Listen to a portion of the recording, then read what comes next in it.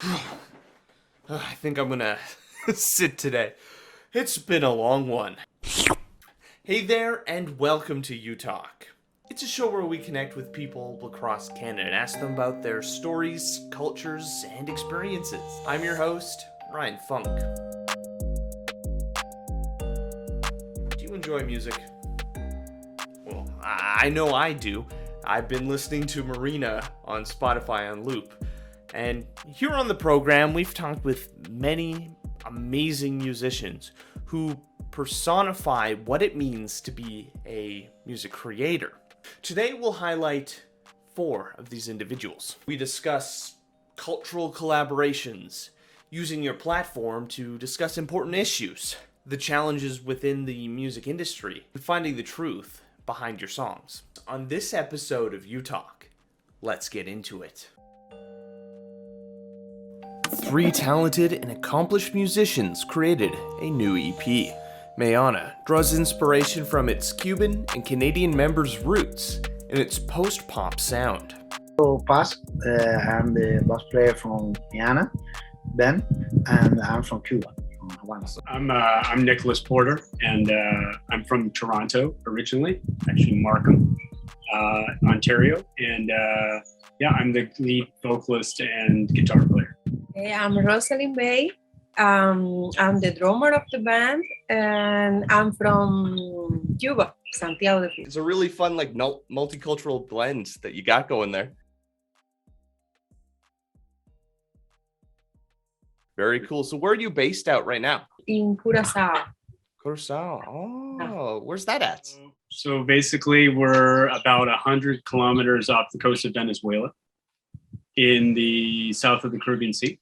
Oh, very cool. It's basically a Dutch island. It's actually a very multicultural society of its own here. Very cosmopolitan with lots of different cultures and backgrounds.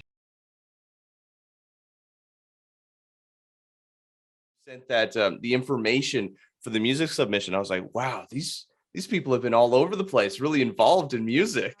I was the teacher of Nick, one of the Nick's daughter, the drums teacher. And then one time he just asked me if we could see some songs that he has. And then we did it, and we started working on it, his own songs. For me, it was very, very, I was impressed actually with the songs. I didn't expect how big could be, so how good. And then we did. And then after we start singing the songs, and then he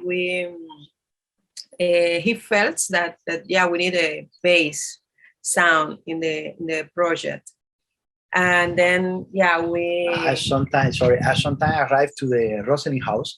I was listening to the music, and I asked to her, "What happened? What is this?" It's some music, I make with some special guy, our friend Nick. And I said, "But this music needs some bass player." And she told Nick, and Nick said, "Oh, it's a good idea to make together some some tryout for the band." I was beginning to the Miana in it was 2020. August 2021. 2021, sorry. Yes. Very cool. So you're a very new group then.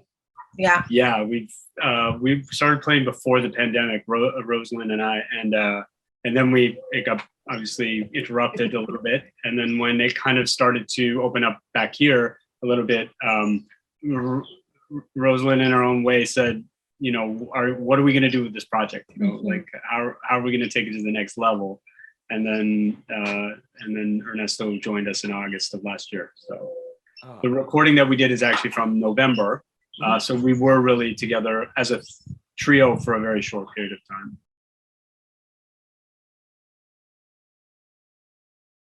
How do you develop your sound? What sort of things inspire you in the creation process? Well, up until now, I've been the composer of the songs, and some of the songs were old and some of the songs were quite new, and a lot of the songs are just lyrically are about relationships of all kinds. That's kind of the inspiration for a lot of the lyrics.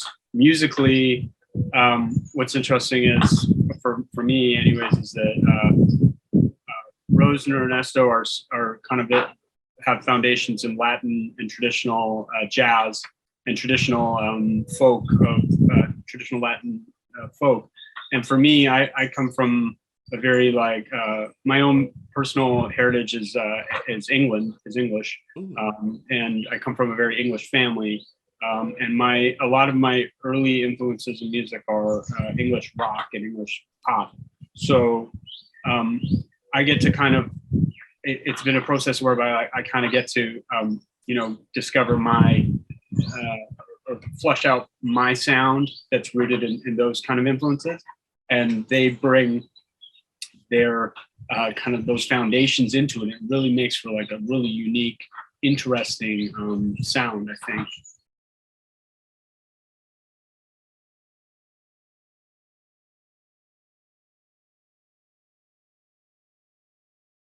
It's been really fun listening to it.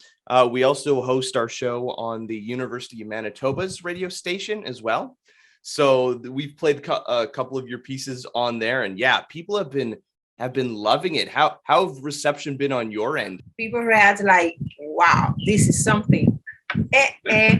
Because this has a little bit of you get what people said is like looks from outside, because people knows that we are here in Curaçao, so they are like sound out of Curaçao but with something of Curaçao. I think with the Latin vibe that Ernesto and I has from the Latin music, Latin jazz, and and then mix it with the pop rock, then makes it so authentic.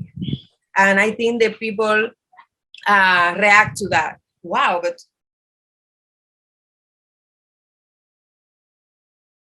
well, it's such a fun sound, just those different, like Latin music, kind of that party kind of moving. I've talked to another trio band, they're called Trio Bembe, and yeah, we talk a little bit about Latin music and just how it gets the body moving. It's all about like energy and excitement, and yeah, you tie in that like rock punk, yeah, you get this very unique sound for your band. Thank you. Thank you. Thank you. And this is a proposed because just finished to rehearse. We rehearse early in the morning always. It's very good for for the vibe and the energy, and also for the create a new vibe. Like today we are making a new groove or a new song for Nick, and we take like almost 1 hour because you need to find the mixing, the right mixing. Because sometimes the last one it was like a two rehearsal. Yeah. We are busy to find the grooving, because sometimes it's very difficult for don't be like the same to the other band. And for us, for me and for Rose, we have like too much respect because it's a new world for us, and you need to find the vibe different to a new thing. And yeah, for Nick, Nick know what he want to listen, and this is very nice and very easy also. It's almost like baking without a recipe. Like you got to find the right amounts of things to cause those chemical reactions for it to create your final baked good, or in this case music. Like you don't have a guideline. You just got to be like, okay, what a little bit about this, sprinkle a little bit about this. Not quite. Let's change it up a little bit. Yeah. Yes. And sometimes you have a testing, but the testing is the same to the other old band. We have now we are in this new world for us, for me and for us, and you feel like something big, but it's the same, and you need to move a little bit for take a new recipe, Mm-hmm. Mm-hmm. So you are a diverse group of individuals, and as a Canadian Cuban pop trio, why is it important to promote and develop musicians of multicultural backgrounds, where you're currently set up, as well as in Canada? You hear what good stuff comes out of collaboration with a diverse group of artists and backgrounds. And I think that I think that contributes to kind of like this uniqueness that we're working to achieve, or we're working to like kind of hone. And I think that's important because we need to get along, obviously, everybody. But I mean, what better way to get along than, I think it's kind of like a celebration when you start to, if you do it authentically, if you do it in a way that's like, what I love is one thing I feel is like, when you hear our sound, it's not like, oh, that's Latin rock, or somebody's doing rock with a Latin beat or something. There's something about what we bring to it that, I guess it could be ourselves. It's a blend of like our own heritage and our own musical backgrounds and our own and where we're from, but it's also who we are that hopefully comes through in it. But it's that diverse blend, it's that mixture that makes it special and unique. And I think if you approach it that way and with respect, and you really like celebrate it, as opposed to try to like exploit it or make a gimmick out of it or something, I think that's a good blueprint for how you can approach not just music or art, but also human interactions, or just in terms of like day-to-day respect for people and developing, I don't know, relationships and things. So maybe that's might sound altruistic or idealistic, but that's kind of maybe an approach I was thinking about. You have the EP out, and it sounds like you're working on some new songs. Are there any performances or anything that you're planning on? Yes, we are now planning for the performance, for the tryout for the first concert, and I think it would go to be very special because it's the music is from our three of you can say it's from Curacao, or the production is in Curacao, but it was collaborate with some engineer in Canada, and the mastering from Brazil. It's like you tell now, it's like a mixing. We made last Friday a small concert, especially for the mother and the children for Nick here at home, like a very special concert. But we are busy and to look it, but it's a little bit like a more tryout and find something to like tours of looking for somebody is interesting in our kind of music. Is because the idea for me in the beginning is very special. It's nice to be played in the coffee shop in some place like all week, but I think if you share with more people, like people in, I don't know, Colombia or Africa or some place, the people don't have like experience ready to see one live band with own music is beautiful also. Because here in Curacao you have a lot of place to play music of rock, pop, but it's more tourist, and you have some 2 or 3 special place only for music. It's good, but only you want to maybe go to Aruba or Bonaire or go to Latin America, for make like a real concert. We think more in make a tour, our music be sharing with people for different kind of place in the world. It's a big dreams, but for real put sharing with all people. Where can people go to find out more information about all of you? So right now we just our hub is our Instagram account. It's at Mayana Music, MYANAMUSIC, and that's really we're working on our website and our Bandcamp, which will kind of serve as our hub moving forward. Got a photo shoot this week, and hopefully we can reschedule it. But we've got a photo shoot, and we've got some graphics coming, and that'll be a place where you can go and see our, find our new material and find exclusive content and things like that. So. Humans have done amazing things, building massive structures, creating mesmerizing art, and witnessing the cosmos.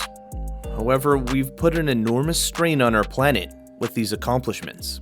A musician has released an album to invoke the healing nature of trees and encourage listeners to think about their world and the climate. The album is called Songs for Trees. Well, thanks so much for having me. It's great to be here, Ryan. My name's Noreen Braun, and I live in Vancouver, the unceded Coast Salish territory of Squamish, Musqueam, and Tsleil-Waututh people. My ancestry is mixed heritage. I'm Ukrainian and Métis. And Métis, Cree, Métis, Lakota Sioux. Actually, my origins come from Manitoba. So, so it's great to be here. And I'm a singer-songwriter. I just released my 13th album, and it's called Songs for Trees. I just think it's so funny because I was talking with a musician yesterday, and he's also originally from Manitoba. So it's like, everyone just starts in Manitoba and then spreads. They disperse. The origins of the species.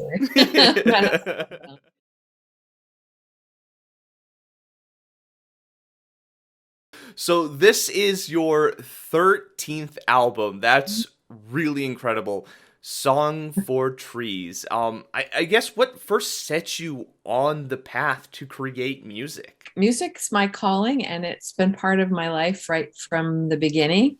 My mom said that I sang before I talked, and I danced before I walked. So I first started writing songs when I was 10. I picked up a guitar and I took a year of lessons, and then I left and I was self-taught. I had an older brother who played guitar, and I started for pleasure, just expressing myself, writing songs in my early years. And it wasn't actually until my early 30s that I decided to pursue it as a career and to start putting music out into the public domain. So so it's been a never journey. too I late was to a get late into bloomer, music. really, in a lot of No, exactly. Although I was told in my 30s, you should have started you should have been doing this like in your 20s, but I didn't really listen to those people. So I thought, well, I think you make music your whole life. So, maybe I'm not going to be Madonna. That's okay. I'm going to be a successful grassroots musician. So it's never too late, for sure. Your music is just so fun listening to it, like the different parts between the songs where it's just like the babbling of a brook or the wind through a tree. Like it is definitely a piece that if you just, put it on while you're just listening to music, having like a cup of tea, yourself, what are kind of the emotions or thoughts that you put in to create this piece? It's a conceptual album, so I wanted people to listen to it and to be taken on a journey through the forest. So all of those feelings that you get when you go on a forest walk, I'm hoping that that's what it's going to bring out. So that's why I wanted to include natural sounds. So for people, walking in the forest and the creek and the fire and all of those things. As soon as people listen to them, I've had several friends say, as soon as they listen, their shoulders drop, and they're natural sounds. So I think that's the beauty of the forest. And so I wanted a sense of joy, a sense of reverence, a sense of relaxation, a sense of connection. So all of those feelings, and certainly I wanted it to be listened in one sitting so that a person takes it. So it's not really a singles kind of album, although I am releasing singles on it. The intention is supposed to be like a concept album. So from beginning to end, come with me for an hour and relax and enjoy a forest walk. I find that's an experience that people at least don't do too often. Nowadays, it's all about like the hits, the singles right now to, get the songs out on TikTok, whatever grabs attention. Yeah, there is something, I guess, ethereal or magical to sit down and enjoy an entire or created piece in one sitting. Yeah, certainly back in my day when I was a teenager, that's what we did is we put our headphones on and we didn't have phones with their cell phones.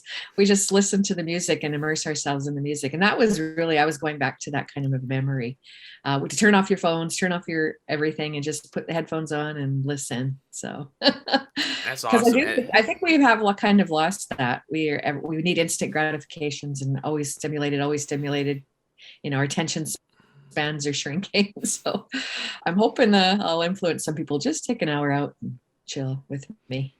Yeah, that's this album, Songs for Trees. I definitely want to sit down with my friends. Just go to the park at night when it's dark. All you can see is the stars, and just sit there and listen.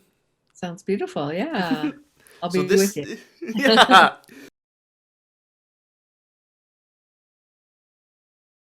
This is your 13th album. What are some of the sounds or themes that you've tried to hit on in your previous works?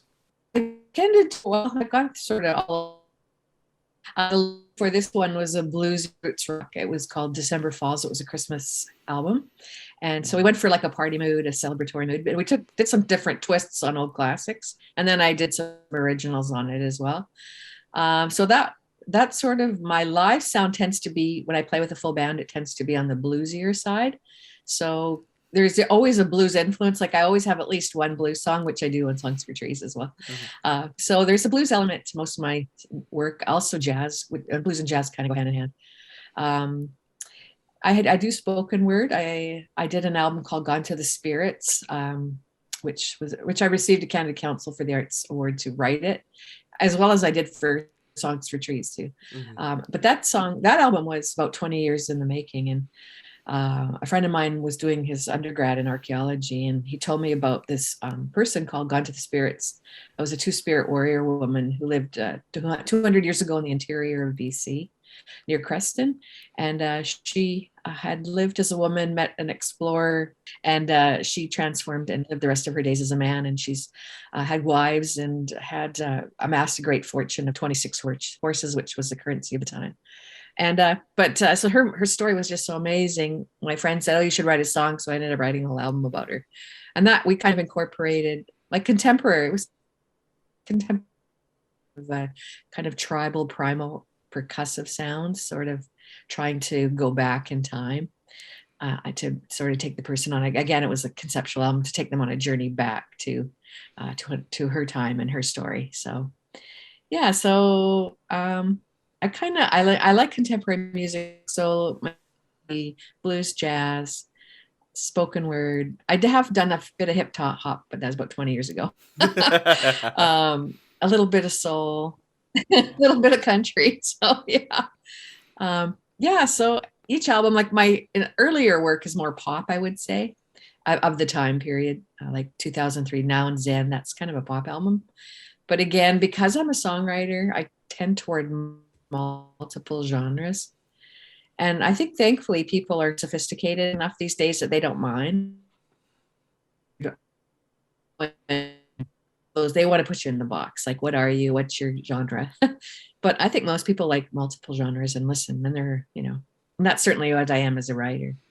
Yeah. But if you ask me what's my form, it would be AAA radio. So adult alternative, I think that. Adult album alternative. Yeah. Well, you definitely want to have a little bit of flexibility because, depending on your mood, your feelings, the occasions, the type of music that you want to listen to can completely change. Like when you're at an upbeat party, you don't want to be listening to something kind of like slow, ethereal, soulful. But like in other moments, you don't want like dubstep when you're trying to relax around a fire with friends. Exactly. Yeah, so there's different sounds for different times. Yeah, that's a great point. Looking at the release you sent, one of the cool things that you had in there was 10% of net profit. Okay, just give me they really are like children sometimes. They just don't. Okay, go somewhere. Do something. Or I will hold you. Come here. He wants to be interviewed. Yeah, there we go. We'll just Kitty. we'll just do this.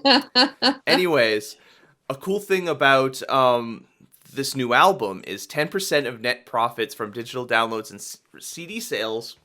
Okay, what? Okay, you could just... It's going chaotic.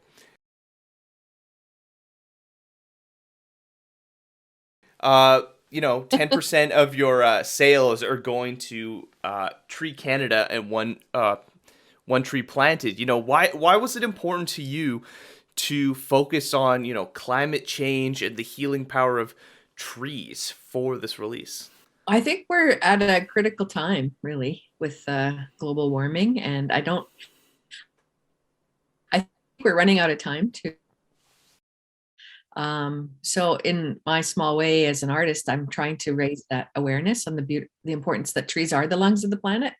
And without trees to sustain us, we won't be here.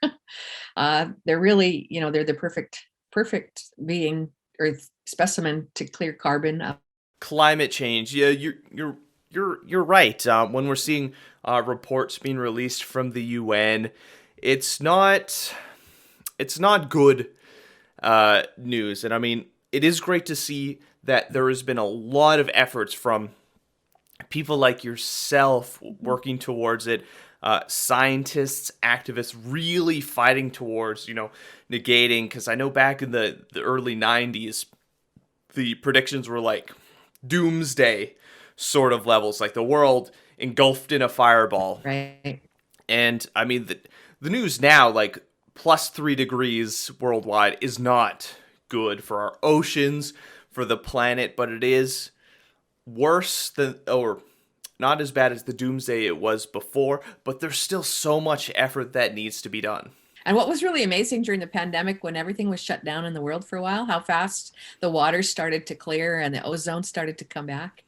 And I thought that was a very promising and hopeful that we could still turn it around with a map, but it would take a mass, buy into it all. So yeah. Yeah. Is that cat distracted? No, it's all good. Okay. Well, how do you feel that we so can cool. Yeah. all work together towards, creating a cleaner world? I think it's all the little things that we do. I think all the little things we do add up. So whether it's, picking up our garbage in our neighborhood, if it's living sustainably, being conscious about what we're throwing away, if it's planting a tree, looking at our own footprint in terms of our living on the planet. I think all of those things, if everyone became just aware of their own neighborhood and started to care about their own neighborhood, I think collectively that would be huge. You see some of these, there's like, they're on the Facebook quite a bit, people in like South America and in India, like one person who's like reforested huge areas. Mm-hmm. And so like, that's really amazing that one person can make such a huge difference. And, there's young people who are looking at how to clear out the plastic from the oceans. And so you have like a lot of people working really hard in their different disciplines, educating and trying to get people on board. So I think that's how we do it, is everybody do a little part into what they're, and it'll make a difference. It has to, because nothing goes unnoticed by nature. All of us working together, and then as individuals, when we become more eco-conscious, we start challenging corporations. And if people stop buying things, like I know the biggest challenge is, going to the grocery store and everything's wrapped in plastic. I know I'm going out of my way to, find things that aren't completely covered in cellophane, but it can be hard sometimes. I know for myself, I'm a large proponent of, developing systems and safety nets and creating, just the system overall where everyone is cared for and has resources. Because, when people have a home, food, water, then they can actually have that free time to care about other things when you're not just, in complete, a system Survival. in complete survival mode. Because I know statistically, if people are struggling to pay their paychecks or like their rent or things, or they're living paycheck to paycheck, IQ levels actually go down because you don't have time to think about anything else. You just want to live this day. So, yeah, I mean, our society, if we care for everyone, it's to everyone's benefit. Crime rates go down.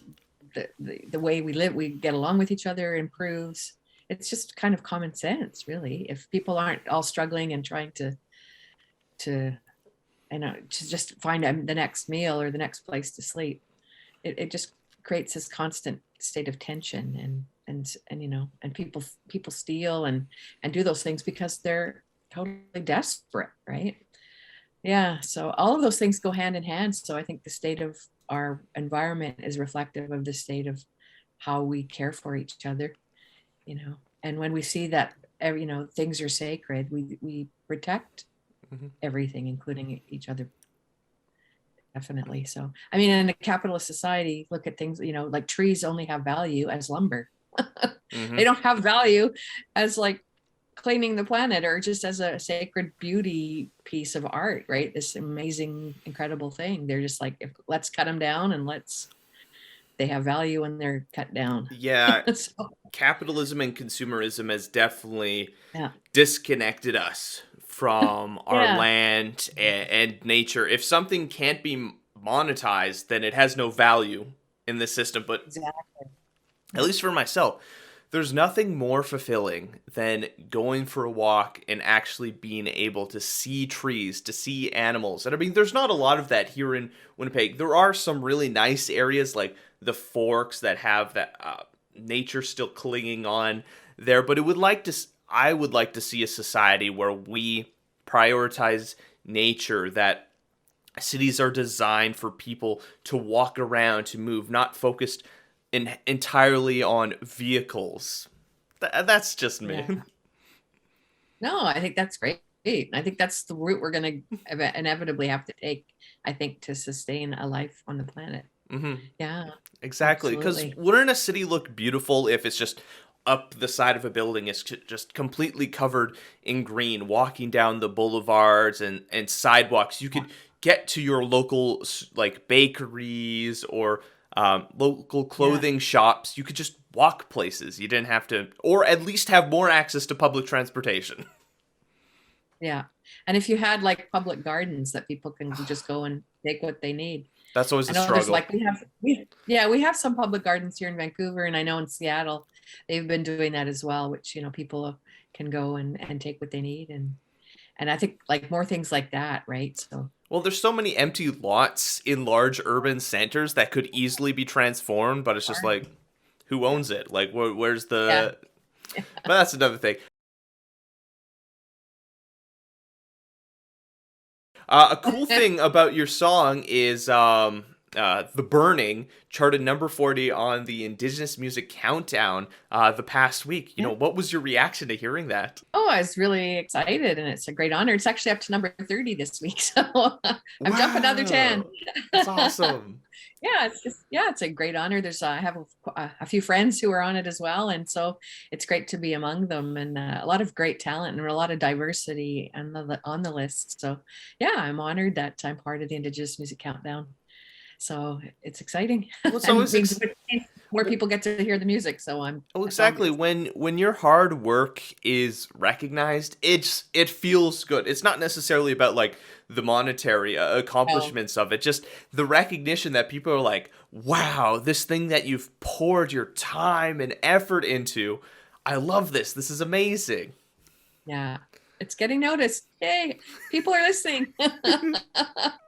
Yeah, it's great. It's good. Having the arts supported and people engaged in the arts is just awesome. Very cool. And so important. That's how we get through things like the pandemic and global warming. Yeah. And it's just going to be continued efforts of people coming together, sharing songs and music like this, connecting us all on this like web of the world so that we can work towards a brighter and cleaner future. Yeah, exactly. Yeah, so important. Well, the arts will save us. Exactly. Whenever we can see a boom in the arts, it is a sign of a flourishing society. So you got any projects or ideas that you're in the works on right now? I do. I'm actually, it's very, very much at the beginning, but this year or last year, during the writing of Songs for Trees, my mom became very ill and passed away, sadly. So that album was also a way to move through that grief. But I'm an adoptee, and it was my mother who adopted me, who raised me. And 2 days after mom's passing, I got a message through Ancestry DNA, which I've been trying to locate my birth father, just for history, not necessarily for relationship. But I had no name, no anything. So I went through Ancestry about 10 years ago. But it was just very strange. 2 days after mom passed, I get this message, and it was saying, "Oh, your birth father is alive, and he knows of you, and he wants to meet you." So I was totally, it was disorienting because it wasn't something I had expected. But this past year, we've been getting to know each other, and I have cousins and aunts and a brother and I've just been getting to know him and his life. And he's Métis from the Pas, Manitoba. So just last month, my partner and I, we drove from Vancouver to the Pas. Don't go there in April. It's not like Vancouver. It's like really cold. But we had this marvelous connection. So I'd like to write about that. And that's the focus, I think, of the next album will be, I'm in my later years. So to meet this part of my history is really exciting and interesting. And I didn't have any expectations. It wasn't something I dreamed for, but it's life is funny. It has these twists that you can never know what's coming. So I think I'm going to explore that area and write some songs. And it turns out I have a lot of members in my biological family who are musicians as well. So it's in the blood. It's in the blood. Yeah. So we'll see how that evolves, but that will be definitely the subject of, reconnecting with my birth line. I'm sorry for your loss. It's always difficult to lose family members, but it is cool to hear that you have created this kind of new connection with new family. Yeah, a friend said to me it was like it was her last gift to me, and somehow through the cosmos she kind of reached in, and because she would have been thrilled for me, she would have been very happy. So yeah, so it's all good. So far. I'm excited to potentially hear what sort of stories and songs that you can create from this. Yeah, I'm looking forward to it. It's probably be a couple of years down the road, the next album. Well, it is something exciting to look forward to. Well, thank you so much. It's been awesome connecting and chatting with you, and I hope through listening through your music, more people are inspired to fall in love with nature. Where can people go to find out more about yourself and your music? Thanks, Ryan. I'm on all digital platforms, so eMusic, iTunes, Amazon, Spotify, as well as my website, which is norinbraun.com, NORINEBRAUN.com. And I have hard copy CDs. If you're old school like me, I like CDs still. So I like something to hold and handle. So you can get them there. And I have YouTube channels, all social media. So I pretty much Google my name and you'll find me everywhere. Yeah.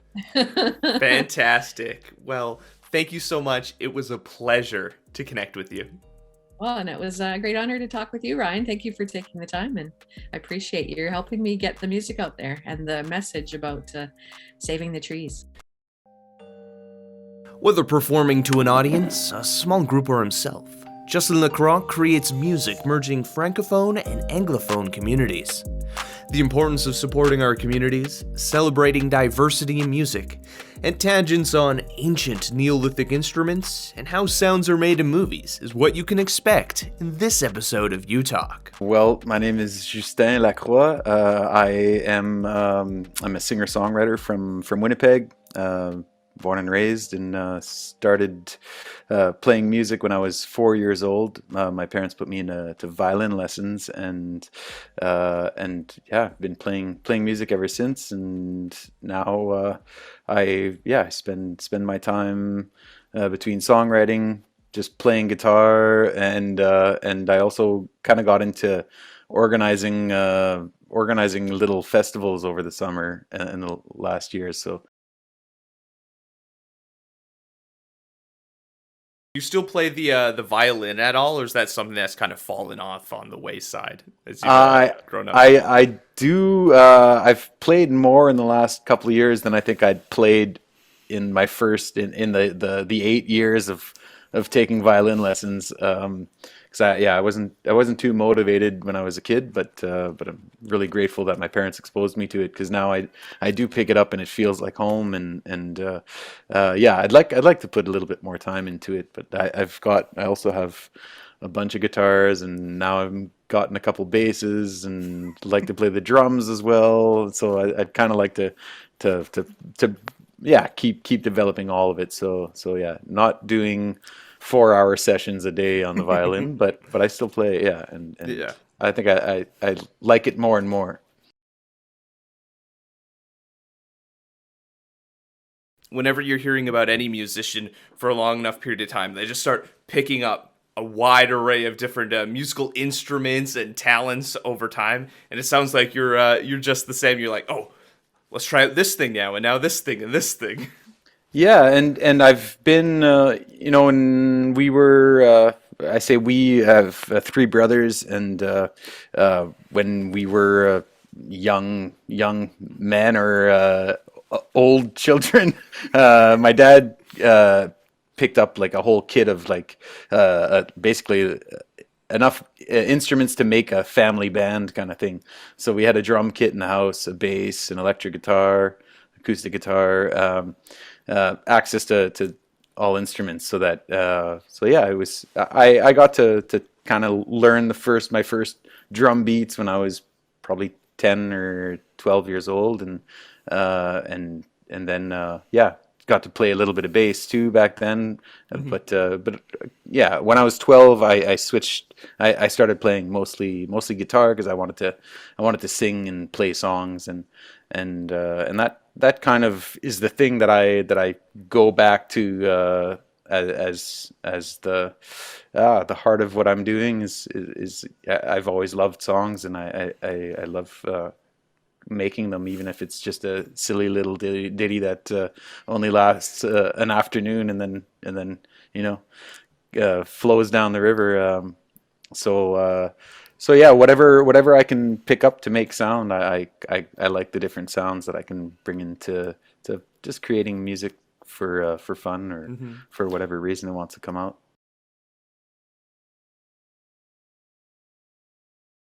You got into kind of pop and rock, and is that what informed how your music is today, or how would you describe your music? Yeah, I mean, I wouldn't even necessarily say it's strictly pop and rock. My dad was a music man back in the day, kind of like a DJ of modern days. He'd play socials and weddings and those kinds of things. So we had a bit of a like kind of an encyclopedia of music, and I was going to say like pop and rock music, but not just that, like any kind of music to make people dance. So polkas and all, like from polkas to whatever, all the light rock that was going on, and so it was. It's been really, the songs have been what kind of like. It's not necessarily been a style or another that I've been drawn to. It's really been the songs. And yeah, if they come get me or not, and I think in my music, what I like something that's catchy. So there's going to be like either a hook, like a guitar riff that will want to have more of a body to it. So I'll add some lyrics or other parts. But whether it be a lyric hook or a guitar riff, that's kind of the hook. Something that something that's catchy. I have a bit of an ear for it, and a thirst for it as well. So I'd say that's kind of what's informed it, is picking up on like what's catchy and things, and what just sounds good to me and feels good. And that's something that I can't bypass when I'm songwriting. It needs to feel good, and it needs to I wanna have it stuck in my own head. And that's kind of what kind of forces you to work on something, is if it gets stuck in your head, then you kind of have to work on it. Exactly. Otherwise, if it's not motivating you or then it's just tormenting you. It's just so. Oh no, then it's gone. It doesn't even torment you. Oh, It just doesn't stick. Yeah, sometimes fades it's away. A that spark I'm that like, disappears. Yeah, exactly. And yeah, there's a lot of that, and sometimes I get a little frustrated with the fact that I don't bring everything to full term or whatever. But that's kind of the nature of it, because there's sparks everywhere. It's there'll be some that will keep sparking, and it's like, all right, I better put something combustible there so that we can make a fire.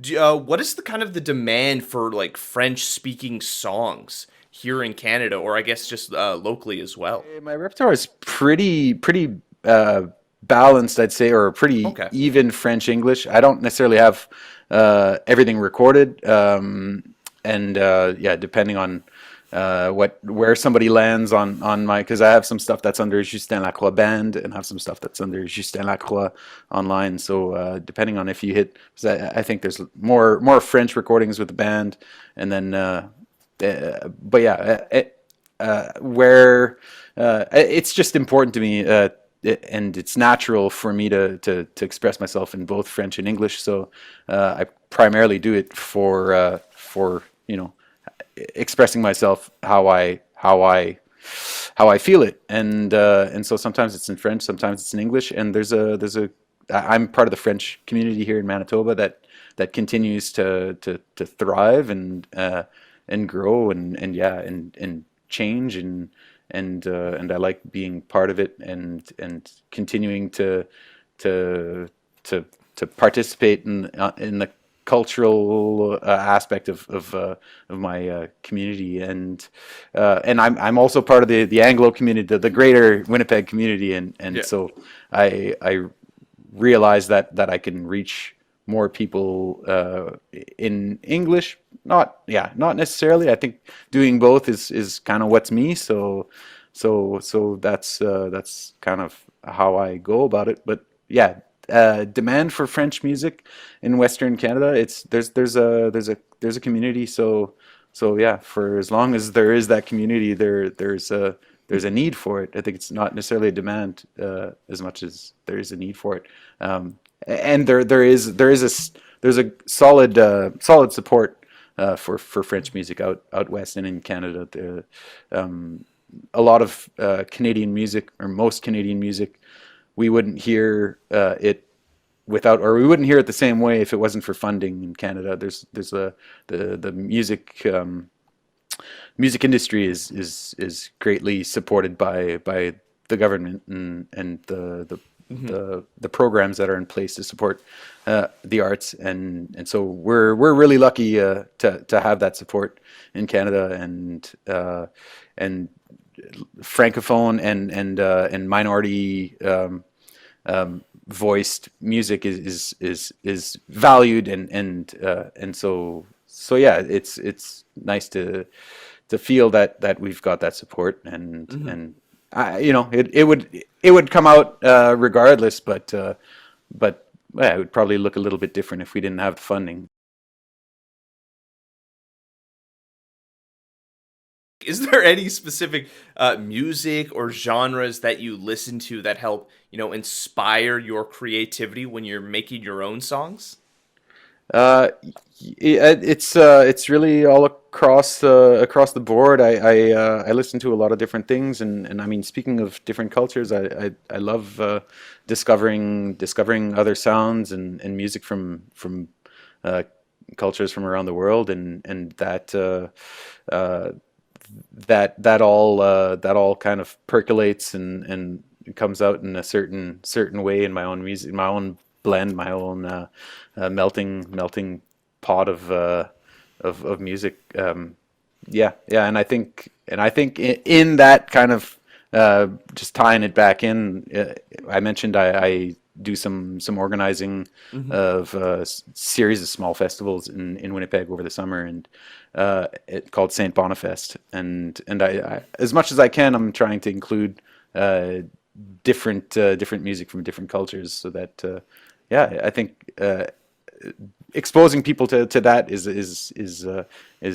one good way to maybe get people to start listening to each other. Well, music is one of those things that you don't even necessarily have to speak the same language to get the feeling or emotion out of it. It transcends. You just feel the emotion. Like if it's a sad song or like a song about heartache, you get that feeling. You just feel it inside, and just the different aspects, the way rhythms and beats hit, like the different my understanding of music theory has completely disappeared since I've left high school. But like 3/3, 3/6, or Yeah, different rhythms. Yeah, different timings. Absolutely. I've always listened to music as a whole, primarily. So by that meaning, like there are some songs that I've listened to for decades and still don't know the lyrics, because I'm not just listening to the words. I'm listening to the whole thing, and I kind of take it in as one. And if I want to learn the lyrics, I kind of have to focus on that. I don't naturally listen to the lyrics to kind of decipher them or whatever. I'm listening to the whole. So I've always been able to listen to music from places where I don't necessarily understand the language, and it's never really fazed me. I mean, I love crafting a lyric for a song, and that's I mean, a big part of it is just the sound of the words that are linked up together, and playing with the sounds and the images. I want it to be as tasty in the imagery as it is in the actual sound of the words, and the rhythm and the sound of the words. I don't So know is if this is a rabbit hole that you've gone down at all, but have you ever looked up some like Neolithic instruments of what music would have sounded like, at the dawn of humanity, like tens of thousands of years ago, before we had like established civilization or cities yet? I have not. If you have any leads to go check some of that stuff out. Okay, I'd have to find it again, but it is. All right. Whoa, Yeah, it is. cool. It's wild. Like, just Yeah, I I mean, bet. we don't know exactly what the music would have been, but we have some of their instruments and the way they sound. You're like, oh, this is weird. Cool. Yeah. Well, I mean, I'm. It's not lost on me. Like any sound that sounds good or interesting is like, whoa, what is that? Oh, let's slam that door again, or listen to those the water dripping down the manhole or whatever. Drink. Yeah. Oh, It's that's like what people do for sound design for movies. Like, it's sure. like, oh, people walking through the water, and it's just them in like a bucket, like squishing mud or like shaking cutlery. You're like, wow.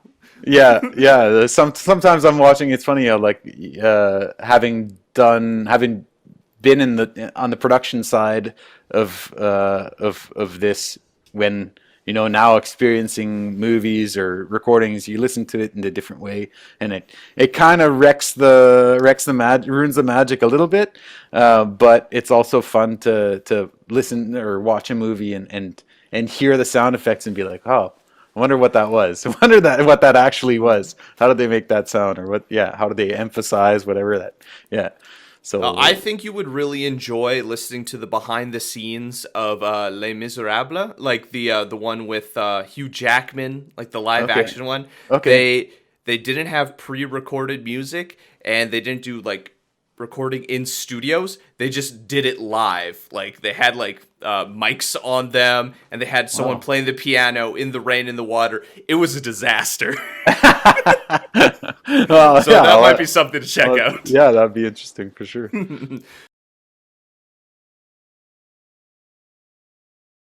So, getting involved in the community is incredibly important to you. How did you get that all started? When were you like, yes, this is something I want to do, want to give back? It's I don't know. It's I think it's just probably way of being, maybe, you know, seeing, experiencing it from a young age, and you know, being part of a big family where everybody brings something to eat at Christmas time or whatever. More concretely, in I guess, yeah, I've always been open to even, you know, helping somebody out with learning to play the guitar and just giving them kind of a kickstart, or teaching them one thing that they can add to their whatever they're learning, giving them pointers, and I think it probably started with that, just kind of giving people little one-off lessons, one-off guitar lessons, because I love that it can give them a key to open another door that they wouldn't have had access to before, and then just ideas. I like this little festival that I started up. I'd spend some time walking around in St. B, and would come up to this park, Coronation Park, that's like perfect for an event. And I've been talking about, you know, we need more events, more musical events, so that we can, you know, support more musicians, and also educate an audience, like, or you know, train an audience, because if you don't have events, people don't know what it is to go to a concert or a festival, and if it's not accessible, then that's leaving some people out as well. So all of these ideas kind of just like, I don't know, stewed for a long time, and in, yeah, for the festival in 2019, I just said, well, I've got these ideas, and I don't see anybody else doing it, so might as well just do it. And I've got my bandmates are very generous people too, and we kind of, they were my sounding boards, and we put this thing together. But it's I think over the years, it's just something that's kind of grown more and more, that kind of desire to help out some way, somehow, to whatever. Well, it's a great pay it Whoever. forward sort of mentality. You do something, someone else will be inspired, like, hey, you know what? Maybe this isn't too much to take on. That maybe I do have something to give back to the community. And that way everyone kind of comes together, and we're all a little better in the world. Yeah, hopefully, just doing a little bit more good than neutral is already a lot. Exactly. You got any new materials or things that you're working on? Yeah, I try to always have something on the go, writing wise, and yeah, I've done. I actually participated in one of these, like, kind of song clubs, or where there's a handful of songwriters, and we have to write a song per week and send it in. So if not, you get cut out of the group or whatever. So that was a nice experience. Just before the new year, I think I wrote 6-7 songs in like 7 weeks. So there's some of that stuff that I'll want to continue to work on and record. I've got a good number of songs that haven't been recorded yet. So I'm trying to, or I'm trying to sort out time so that I can get to this recording. So shortly there will be new recordings out. But yeah, I'm always playing and trying to come up with letting new things come up on their own. Yeah. Really. Well, that's a great sort of way to get motivated when you're joining those kind of events where it's getting people together. It's like, all right, let's write a lot of stuff. So I know there was some where it's like for acting, where you just write a play or something. It's like you have 3 days to write this, or something's called Game Jam, where it's like you have 48 hours or something to make a video game. Like those, right. You can really get some creative ideas out when you have those limitations put on you. Absolutely, yeah. I think I think creating drawing out a line where you're, drawing out a line where your playground is, lets you have more fun. Exactly. Well, it was an absolute pleasure meeting with you and talking with you. Where can people go to find out more about your music, yourself, and maybe if they want to help out with creating some of these festivals or getting involved in the community? Where should they go?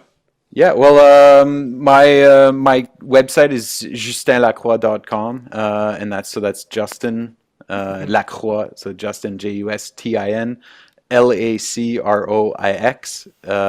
.com is my website, and there's links for most things there. And you can, I mean, my email's there too. So if you want to send me an email about getting involved volunteering at the festivals in Winnipeg this summer, there's going to be 4 of them, and it's called St. Bonifest. But you can get a hold of me through my website.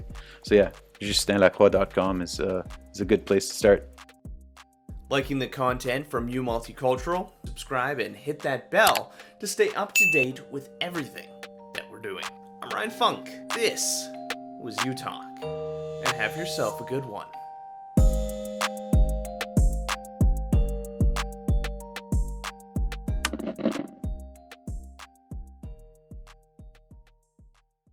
I kind of look like Trailer Park Boys in this outfit.